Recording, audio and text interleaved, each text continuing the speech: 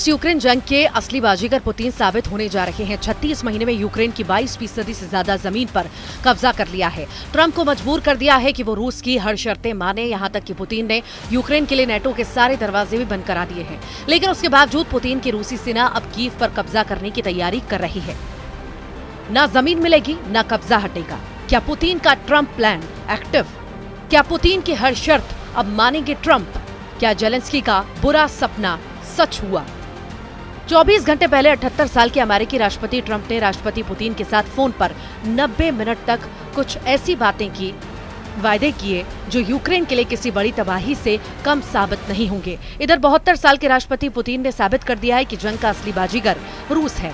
हम आपको युद्ध विराम को लेकर जो खबरें पश्चिमी और रूसी मीडिया में तेजी से वायरल हो रही हैं, उसकी एक एक डिटेल दिखाएंगे।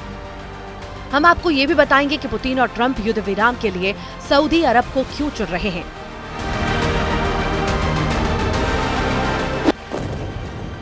साथ ही ये भी दिखाएंगे कि अमेरिका अधिकारियों ने अब ये कहना क्यों शुरू कर दिया है कि नेटो में यूक्रेन को शामिल करना बेहद मुश्किल। ट्रंप ने यह भी इशारा क्यों किया है कि रूस ने लगभग 3 साल की जंग में जो जमीन यूक्रेन की कब्जा ली है, उसे रूस से वापस लेना लगभग असंभव है। ऐसे में सवाल उठता है कि क्या ट्रंप पुतिन की हर शर्त मानने को तैयार है? और दूसरा सवाल, युद्ध विराम से अमेरिका को क्या फायदा होने वाला है?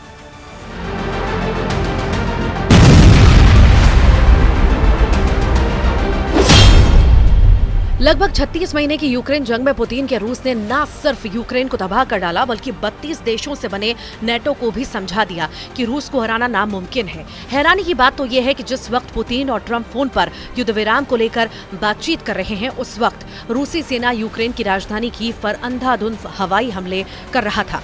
अब सवाल उठता है कि ट्रंप ने पुतिन से 90 मिनट तक फोन पर ऐसी क्या बातचीत की है जिसने यूक्रेन के होश उड़ा दिए हैं। 20 जनवरी 2025 को राष्ट्रपति की शपथ लेने के बाद पहली बार ट्रंप ने पुतिन से युद्ध विराम को लेकर बातचीत की। अमेरिका और रूसी मीडिया का दावा है कि ट्रंप और पुतिन के बीच लगभग 90 मिनट तक वार्ता हुई। दावों के मुताबिक पुतिन ने ट्रंप से 2 टूक कह दिया है कि रूस यूक्रेन के उन इलाकों को नहीं छोड़ेगा जिसे रूसी सेना ने पिछले 36 महीनों की जंग में कब्जा किया है। दावा किया जा रहा है कि ट्रंप ने पुतिन से कह दिया है कि वो इस पर विचार करेंगे। इसके अलावा पुतिन फोन वार्ता पर यह भी साफ कर दिया है कि यूक्रेनी इलाकों से नेटो के कमांडर और नेटो के हथियारों को हटाया जाए।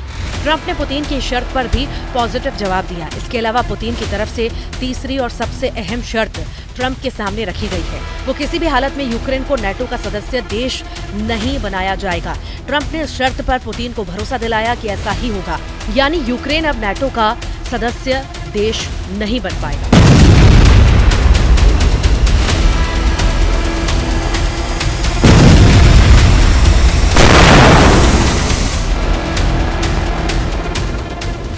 पुतिन के बेहद करीबी और रूस के पूर्व राष्ट्रपति दिमित्री मेदवेदेव का दावा है कि भले ही ट्रंप और पुतिन के बीच युद्ध विराम को लेकर लंबी बातचीत हो गई हो, लेकिन इससे रूस के मिशन और मकसद पर कोई असर नहीं पड़ेगा।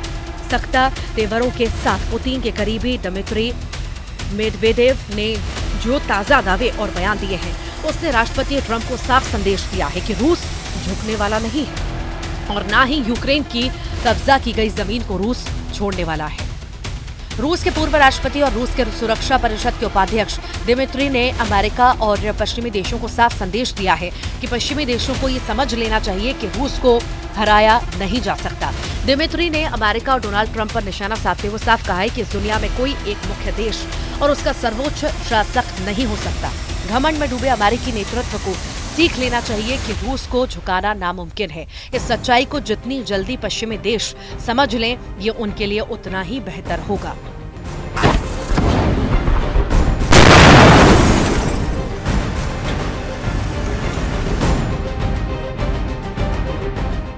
दिमित्री मेदवेदेव के इस बयान से साफ है कि ट्रंप यूक्रेन युद्ध को खत्म करने के लिए कितनी भी कोशिश कर लें, रूस अपनी शर्तों पर कोई फैसला करेगा। रूस के इन तेवरों से जेलेंस्की के होश उड़ना भी शुरू हो गए हैं। इधर जिस वक्त ट्रंप और पुतिन के बीच लगभग 1.5 घंटे तक फोन पर वार्ता चल रही थी, तो उधर यूक्रेन की राजधानी कीव पर रूसी सेना भयंकर हवाई हमले करने में जुटा था। हैरानी की बात तो यह है कि यूक्रेन पर रूस के ताजा हमलों में उन इलाकों पर सबसे भीषण हमले किए गए जहां यूक्रेनी सेना बेहद मजबूत स्थिति में मानी जाती है।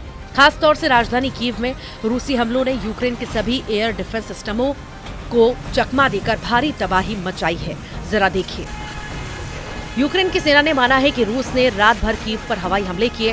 हमले में रूस की तरफ से 7 बैलिस्टिक मिसाइलें कीव पर दागी गई। हालांकि यूक्रेनी सेना का दावा है कि 7 में से 6 बैलिस्टिक मिसाइलों को उसने मार गिराया। इसके अलावा रूसी सेना ने कीव में 123 आत्मघाती ड्रोन हमले किए, जिसमें से 71 को मार गिराया गया। यूक्रेनी सेना दावा भी कर रही है, लेकिन फिर भी 52 आत्मघाती ड्रोन ने कीव में भयंकर तबाही मचाई है। इधर पुतिन लगातार ट्रंप पर दबाव बना रहे हैं कि अगर युद्ध लंबा खींचा तो रूस कई नेटो देशों पर सीधा हमला कर सकता है। ट्रंप भी जानते हैं कि अगर युद्ध लगा तो अमेरिका को अरबों डॉलर का नुकसान होगा। ट्रंप ने 48 घंटे पहले ही बयान दिया है कि रूस कभी भी यूक्रेन पर कब्जा कर सकता है। ऐसे हालात में अमेरिका के 500 अरब डॉलर की सैन्य सहायता यूक्रेन में डूब सकती है। अगर पुतिन के साथ युद्ध विराम हो जाता है तो ट्रंप यूक्रेन के दुर्लभ खनिज पर सौदा करके अपने 500 अरब डॉलर वसूल सकते हैं, क्योंकि ट्रंप को जो रिपोर्ट मिल रही है उसके मुताबिक हर 24 घंटे में रूसी सेना या तो यूक्रेन के किसी गांव पर कब्जा कर रही है या फिर शहर पर। रूस के रक्षा मंत्रालय ने एक वीडियो जारी कर यूक्रेन के जर्जिस्क शहर पर कब्जे का दावा किया। रूसी न्यूज आउटलेट आरटी के मुताबिक यूक्रेन के डोनेट्स्क क्षेत्र में स्थित जर्जिस्क शहर पर रूस ने पूरी तरह से कब्जा कर लिया है और इसके अलावा रूस ने यहां मौजूद 2 गांव दुर्जबा और क्रिम्स्कोए पर भी कंट्रोल की बात कही है। रूसी सेना का यह भी बहुत बड़ा दावा है कि यूक्रेन ने जर्जिस्क शहर की रक्षा के लिए लगभग 40,000 सैनिकों को तैनात किया था, जिनमें से ज्यादा यूक्रेनी सैनिकों को रूसी सेना ने 5 महीने की खूनी में मार डाला है। रूस का दावा है कि उसने जर्जिस्क शहर और उसके आसपास यूक्रेनी सेना के 26,000 सैनिकों को पिछले 5 महीने की जंग में मार डाला। वीडियो फुटेज में रूसी ड्रोन्स को यूक्रेनी रसद और सैनिकों को निशाना बनाते हुए साफ देखा जा सकता है। रूस की डिफेंस मिनिस्ट्री का यह भी दावा है कि यूक्रेनी सेना ने शहर की लगभग हर इमारत को किले में तब्दील कर दिया था, जिससे रूसी सेना ने तबाह कर डाला है। कुल मिलाकर अब देखना होगा कि पुतिन और ट्रंप के बीच जो फोन पर वार्ता हुई है, क्या उसका असर जमीन पर देखने को मिलेगा या फिर जेलेंस्की अमेरिका साइड लाइन करके नेटो के साथ मिलकर कोई नया खेल करेगा।